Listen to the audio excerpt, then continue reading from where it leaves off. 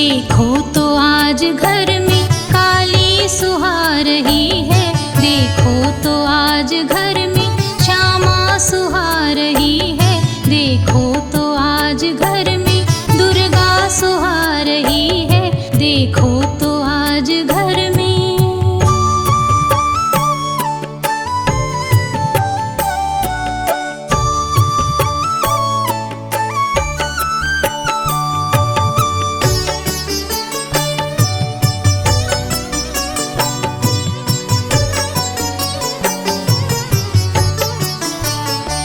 सिर पर मृकुटी मणि का तिलक है तीन धारी, सिर पर मृकुटी मणि का तिलक है तीन धारी, होठों पे पान लाली उसकी दिखा रही है, होठों पे पान लाली उसकी दिखा रही है, देखो तो आज घर में।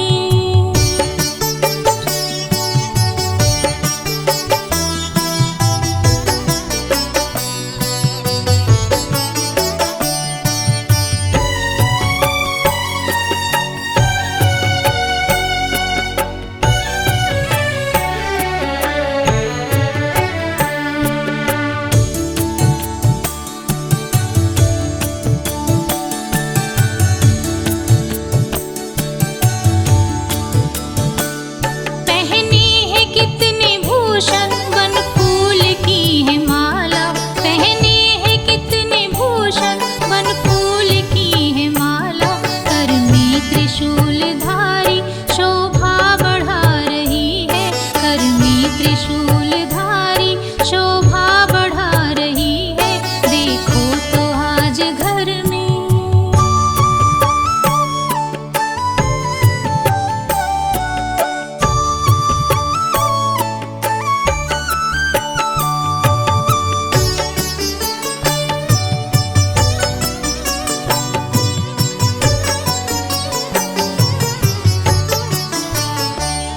कैसी किरण सी मुख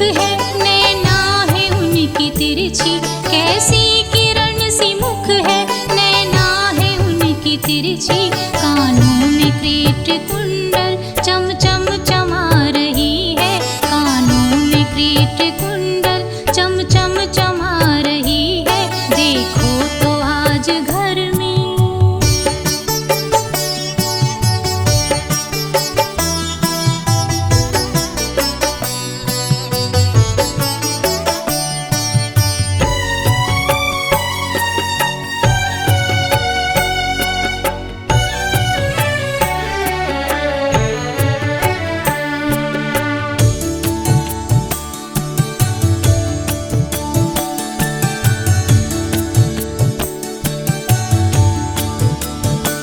सिया चंद्र सी चको